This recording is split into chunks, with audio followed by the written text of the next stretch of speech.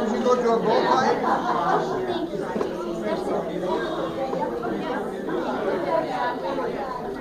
As you're all finding your seats,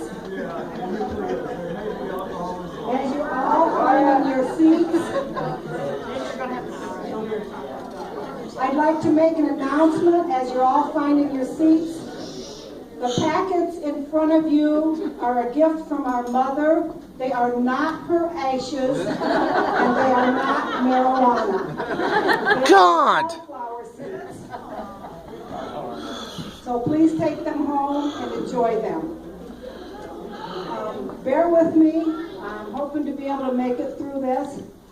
I may become a little emotional.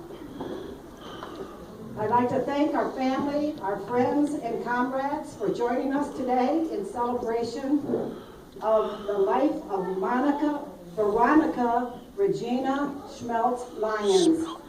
A beautiful name, but most of her friends and family called her Monica. As the grandchildren came and the great-grandchildren came, we called her Oma. Early life was good for Mom in Germany. Then shortly before her teen years, the ground shook under her feet and the skies thundered overhead. Childhood was stolen in a moment. Growing up in war-torn Germany, Mom was introduced to the hatred and horror of war. Like most of our parents who went through World War II, Mom did not talk about this time in her life. When asked, she would say, "I lived through it once. I do not want to do it again." Even among the devastation of war, love finds a way to spark a flame. Like many young Fräuleins, Mom fell in love with a young, handsome American soldier. And she joined the ranks of war brides coming to the United States. Coming to America in many ways was tough, just about as tough as living through the war.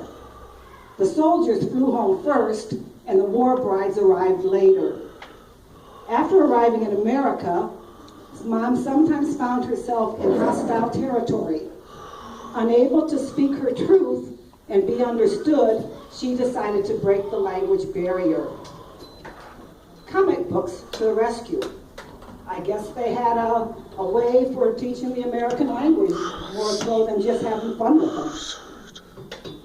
Being of German descent, Mom was strong in body, mind, and spirit.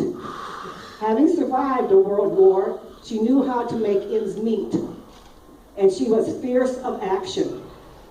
When she wanted something, she went after it like a bulldog on a bone. Not much for gossip.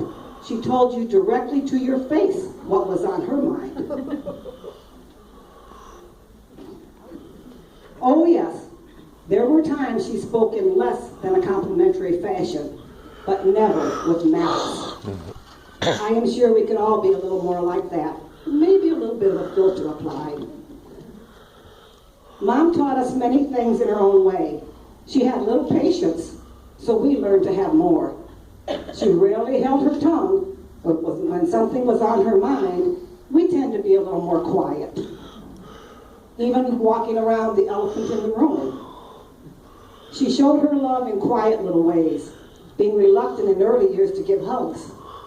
Still, we persisted, even once saying rather loudly, "You will give us a hug."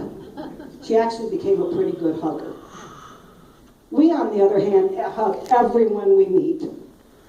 Mom was sometimes slow to make friends, preferring to watch from afar as she felt safe to enter into a relationship.